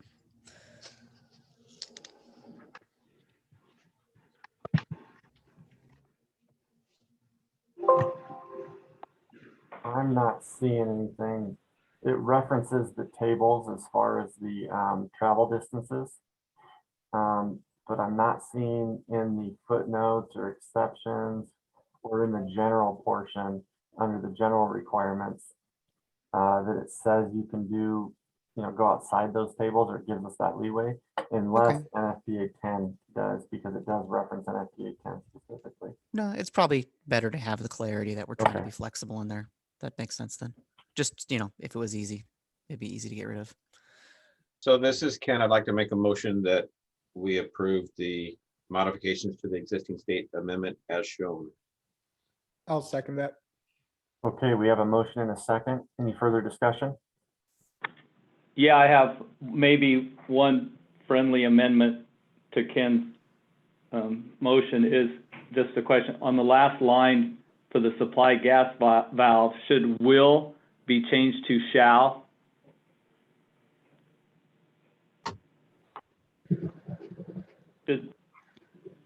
Right, should that be shall instead of will? I'm just throwing that out there as discussion. I agree.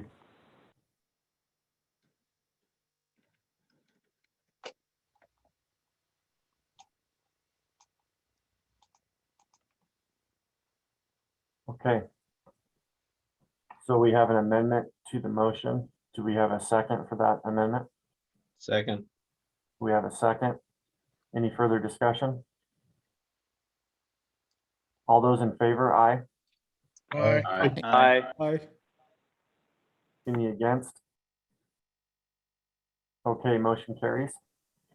Okay, John, before I stop sharing, were you able to capture this changes? Yes, sir. I took a screenshot of it so I can adjust that after the meeting. Okay, cool. All right, I'll stop sharing. Okay, so you're back up to sharing, back to where we were.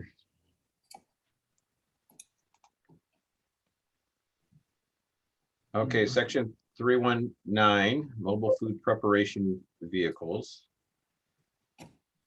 Make sure, there we go. Okay. All right, so the 319.1, again, showing the 2021 language and our existing state amendment. And this would be consistent with the one we did in chapter 1 for the definition. So we added in the state or utilizing LP gas systems or CNG systems. So that's what this one is. Okay, we had no discussion on the previous one. Did anyone else have anything on this portion? I mentioned earlier that I liked the fact that we added that LP gas and CNG. I don't see a reason to change it, but now's the time to discuss it. Okay, so with that, we will be looking for, I think I might have got ahead of myself in those previous motions as far as what they were for, but since this is all one document and we've butchered it up pretty good, we're looking for a motion to push this whole document as edited, which John will be making the edits per Ken's document. We'll be looking for a motion to push this to the BFT committee. So moved. Got a motion? Second. We have a second from Chris. Thank you, Dave and Chris. Any further go ahead, Quinn. I have a question on because some of us voted no on the deck portion. Are we able to vote yes as a whole, or should we still stay no because of that one section?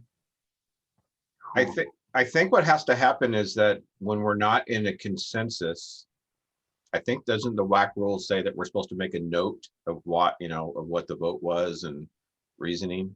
That sounds right to me. I just want to be consistent. So you would vote no, But our note would say you're only, the no vote is based on that one section about open flame devices. We could bring them forward in two separate motions, couldn't we? Yes, we For could. clarity's sake, maybe Yeah. move it all but that one and then do that one separately that we are not. Yeah, that's a good idea. Technically, and I think I already did this by mistake, but it happens to be working out. Technically, the motion, and when I clarified it on the one we did roll call on, I did mention that we were voting to push that section to the BFP. So I think that's already been taken care of. So what we would be looking for now is a motion to push forward everything but our charcoal burner section, which is through 308.1.4, because that's already been voted on to push to BFP. So that's the motion we'd be looking for. So by voting yes on this motion, if it's so moved, and which it has been, I guess with an amendment now that there's a clarification, then you would not be voting yes on that section specifically. Okay, thanks. As the original motion, I accept that amendment. Perfect. Thank you, Dave. Okay, I think we're all clear. So with that, we'll just say all in favor. Go ahead and say aye. Aye. Aye. And any against? Aye. Okay, very good. Motion carries. And thank you everyone for tackling that. That was impressive, to say the least. That was a good section. And if somebody else is here to do one of their code change proposals that we jumped over, I'd be more than happy to let them do that, and I'll wait.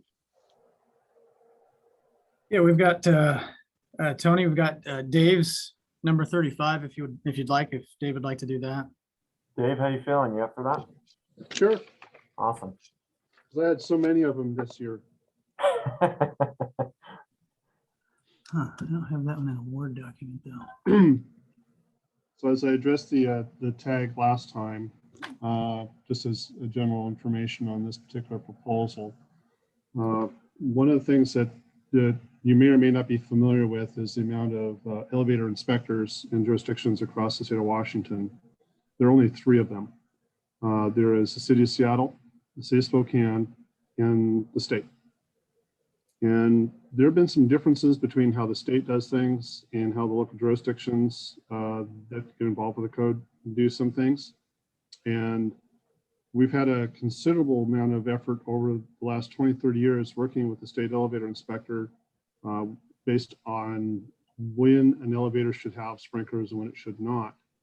And we had previously an agreement with the chief elevator inspector that the city of Spokane did not have to put sprinklers in our hydraulic elevator shafts because the hydraulic oils had changed. The amount of debris is no longer an issue. Basically, the number of fires that occur in these types of situations is insignificant, but yet the cost to install the sprinkler systems for the elevators can be significant. It's even included in the commentary on NFPA 13 for the section where it talks about hydraulic elevators being required to have sprinklers, that it be considered, and it's one of the few areas of the code that I've seen because of cost versus the actual benefit that's generated from that. So from that, we being the City of Spokane Fire Department and the City of Spokane Elevator Inspectors, had a meeting with LNI.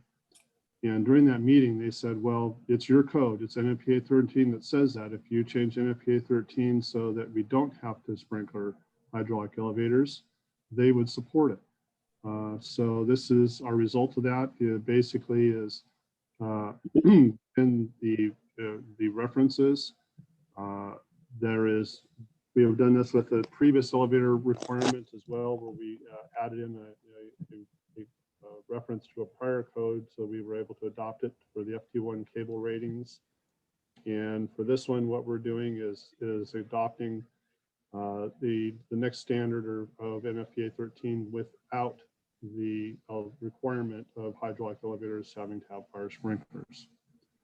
There is interest in this from the City of Spokane and potentially from the state elevator inspectors to potentially making this as well into an emergency rule so that it does go into effect under the current code because it would provide some consistency. And also going back to where we've over the last 20 years or so, we've had the ability to not put sprinklers in, and it's created a real problem with existing buildings that don't have sprinklers. The state is now coming and saying, oh, no, you have to put sprinklers in those particular buildings. And just so you're aware, the state, even though the state is not the authority of the elevators in Spokane, there are certain structures that they are the authority of on, and that's any building that has or receives state funding. So we do see that occurring on a regular basis. So we have our elevator people jumping between one project and the other. And one of the first questions that we were asking is this receiving state funding? Because if it is, then you have to put a sprinkler in the hydraulic elevator. So that's my background for that. And hoping the TAG will consider this as a potential proposed change to move forward to the BFP. And for clarification, Dave, I noticed something on here about doing an emergency rule on this. Would it be the intent of this to push it forward to the BFP to approve an emergency rule, or for the 2021 cycle? That's something I wanted to be. The recommendation from my point is that we do move it forward as emergency rule, but I do want to have the TAG support to be able to move that forward. Thank you for that clarification, Dave. Appreciate that. Let's go ahead and open it up for discussion.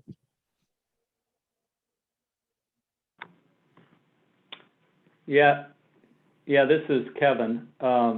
Interestingly enough, I just voted this morning. The NFPA technical meeting is going on right now. I don't know if anybody else has been on it to vote, but there's some CAMs, which are certified amended motions, regarding this issue of actually putting, these sprinklers in these pits, even in hydraulics, or taking them out. The consensus is, there's some, I voted this morning to eliminate them. There's not any data that was submitted that sprinklers in pits have even, due to fires, have even worked. And as Dave mentioned, the cost of putting them in and then inspecting them as well later in the future can, is it really worth the benefit of putting them in?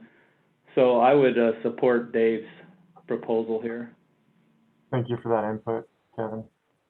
As some additional information, we contacted NFPA and requested a historical data of all the history of fires in elevator pits. And I believe that information was included with the proposal. It's been a while since I've looked at this. And in general, there was very little that was determined. So there's the published incidents right there. So unfortunately, just isn't a history of this. It's an older standard, and especially because the oils themselves have basically changed. They're not as combustible. They're still considered combustible, which is everybody's looking at it, but their flash points are between 450 and 500 degrees. I think that the number that I saw in some of the comments, supporter of not putting them in, was that there was 150 years of data that didn't show the need for those sprinklers. Now, I don't know if that's true or not, but that's what it said. And I think discussing this nationally before on other committees too, some of that was stuff falling through the elevator, into the pit. Now that people, aren't allowed to smoke in buildings, we don't see cigarettes dropping in down into the elevator pit. I don't know if that's what started it. Anyway, that's just some of my comments. Thank you, Kevin. So I got a question, Dave. I'm just worried about NFPA 13, and I'm glad Kevin's on the call. Under 9.3.6, we have the 9.3.6.1. Does this flat out says, hey, guess what? Sidewall spray sprinklers shall be installed at the bottom of each elevator hoistway not more than 2 feet above the floor of the pit. So we have that section in, and then you have your 9.3.6.2 that talks about they should not be required for enclosed non-combustible elevator shafts do not contain combustible hydraulic fluids. So, and then we got 9.3.6.3 that then talks about the elevator machinery is not of the hydraulic type. So I just want to make sure, are we striking what you think is the appropriate section, or should we? Or I'm just asking, are we sure that's the right spot? What version are you in, Ken? 2019 edition, NFPA 13. I think this one's referencing, yeah, the 16. So, oh, I see what you're saying. I follow. I'm slow. Sorry, Ken.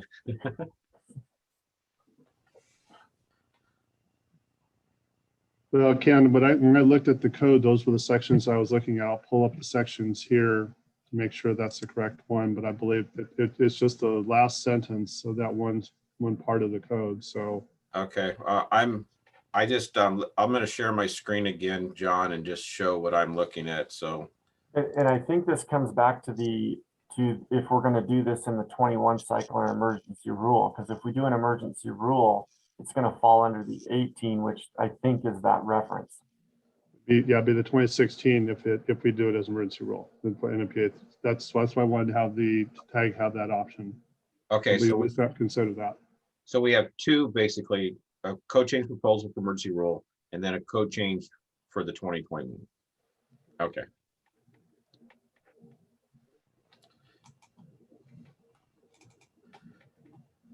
So this is so the section that Dave's talking about is this 9.3.6.3, this number 5. So not be required in machine rooms or horseways of traction elevators.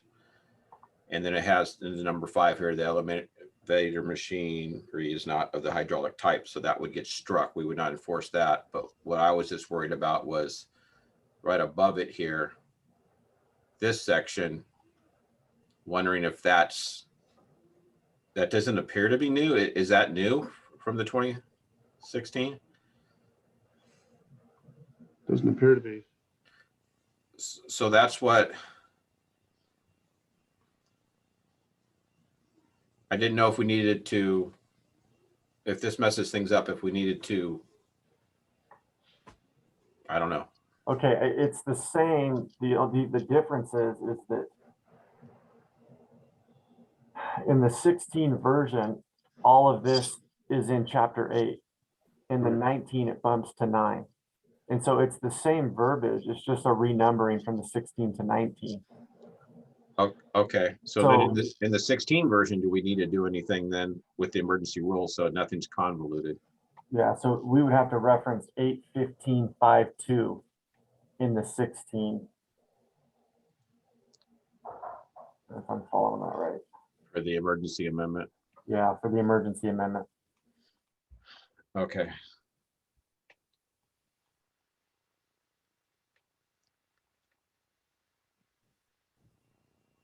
Okay, let me see here. So that's 815.535. And then we would also want to reference 815.5.2.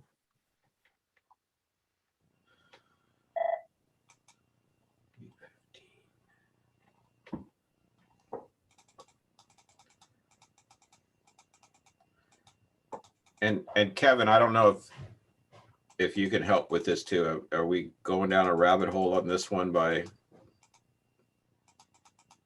making additional changes?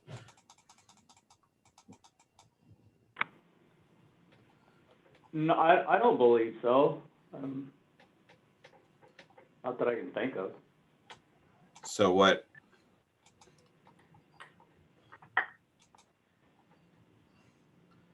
So Tony, are we going to work on the emergency amendment first? Or are we going to try to help get that and then work on the 2021? Well, for those who are much more experienced in this process than me, if we do an emergency rule, then that applies to our currently adopted 2018. So then if we, how long is the emergency rule? Is that permanent, that emergency rule for the current cycle? No, it would be that 180 days. Yeah, it's a 6-month time frame. The council can extend that. Okay, so then within Typically that, has been done in the past with these types of rules where if we adopt something a little early until the code is adopted, the council can act to continue that. okay, so yeah, so what if we all come to an agreement on this, then we would have an emergency rule in place that would be extendable up until the 2021 adoption, which means between now and then, Dave could come forward with another one for the 2021, and then we would be covered for the next cycle. Is that the right process to go through? Help me out here. What I've done in the past with these types of rules is a lot of times the proponent may not even be aware that their item is an emergency rule. So if the tag desires to do so, we could move forward this to the BFP as a recommendation for an emergency rule. And also it would then also pertain to the 2021. So basically we'd be two actions off the same document. So, you know, the council would get the language saying, okay, so we're changing for the 2018, we're changing 815.553 parentheses 5. So that takes that requirement out. And then the proposal for itself continues for the 2021. Okay. With the other language. Yeah, so can you pull up the Word document, John? I think I'm Unfortunately, following. Ray doesn't have the Word document in there. Oh, I'm sorry. Okay. So basically after that section, what we would do is we would just specify that this is also a proposal to the 2021 cycle with the appropriate NFPA 13 references, since it bumped to chapter 9 in the NFPA 13 for the 19 cycle. Yeah, which are just actually above this language here. Oh, perfect. Okay. So it's actually above, because the proposal is for the 2021. However, should the tag deem it necessary that it be an emergency rule, we would also forward it as emergency rule utilized in the 2018 code language so that it gets into place as emergency rule. Understood. Okay. Okay. Are we good on that, everyone? Okay. All right. Good deal. Okay, so is there any other discussion on this item? So the normal action that's taken on this is you vote on the proposal. If the proposal is going to get moved forward, then you look for an additional amendment or additional proposal to move it also as an emergency rule. So we have two different motions. Okay. Let's start with our first motion, if someone's ready for that.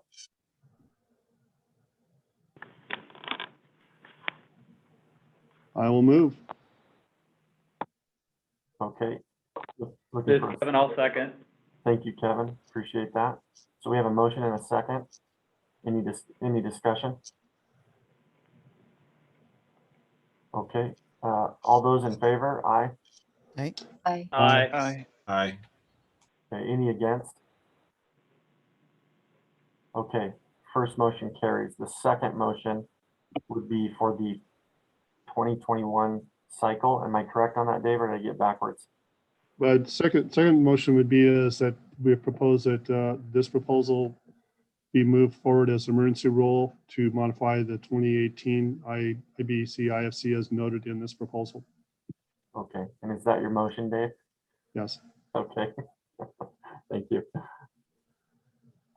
This is Chris. I have a question about emergency rules generally and how we can get them in. My understanding was that there has to be a life safety hazard that is like imminent or like some kind of, just trying to think of how do we sell it as an emergency. I totally agree with it makes sense to do it, but how to tie it to something we can actually get through as an emergency rule. And if there is a And way to do each it. proposal yeah. has to meet the criteria. So further down the proposal is the explanation for the criteria for why we should support it this time. For an emergency rule, though? Yes. Oh, okay. Okay. I thought we were more limited. I mean, I'm totally for it. I just thought we were more limited. Yeah, in- it could be other things as well. It could, the emergency rule can come from, it's pretty much like a lot of the proposal. The emergency rule can come from industry, that it's an impact to them, so they can request an emergency rule. It can be cost of the systems. There are Okay, cool. multiple factors that go into play with this.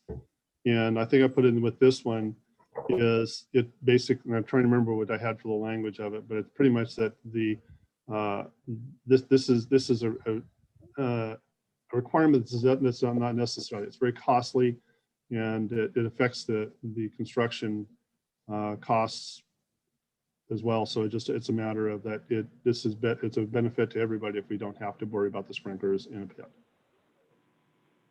Okay, cool. Yeah, I agree that's all true. I just didn't know we could tie it into an emergency rule that way. Yeah. Cool. Thank you for the clarifying question. So we're looking for a second. This is Kevin, I'll second. Thank you, Kevin. Discussion? Okay, all those in favor, aye. Aye. Aye. Any against? Okay, motion carries. Thank you, Dave. Thank you. Hey, Tony, this is Quinn here. I don't know how long we're going to be going, but I have a 1 o'clock meeting I have to go to. So I don't know if that would mess up the quorum. Well, I don't think it messes up the quorum, but I do want to pose the question and just see how everyone's doing. I know when we get into these and we start diving in, I know at about the 2 hour plus mark, I start kind of hitting the wall. I'm more than willing to go longer, and Quinn leaving isn't going to mess up the quorum. So I'll open that up to the group and just see how everyone's feeling. So here's my point of view. Since the BFP is not proposing to have any meetings, I tried. I know you tried, for the month of July or August, that all our job is to continue to get through our list here, which we're doing a great job at, which I think we can do in the month of July, probably with 1 or 2 more meetings. Yep. So I don't see a reason to just grind it out. Okay. Excellent. Let's go ahead and take a look at the agenda and just so I can be reminded of what we have on it. It looks like with that and with that comment, Meg, do you have anything right now before I? Oh, okay, sorry. I just pay attention to the mics and I probably shouldn't. So if I see a mic go off, I'm like, oh, do you have something? So sorry about that. So unless there's any other discussion on item 4, which is our change proposals, I'll open that up if there's any other discussion anyone wants to have. The one discussion is I would hope that we could get staff to reach out to a couple of proponents that weren't here today to tell them about the meeting, maybe personally, to get them to be able to present their proposals. That's a good point. Thank you, Ken. John, are you able to make a note of that? I am, yes. Okay, thank you. Okay, with that, let's go ahead and move to agenda item number 5, which is other business. Does anyone have other business they'd like to discuss?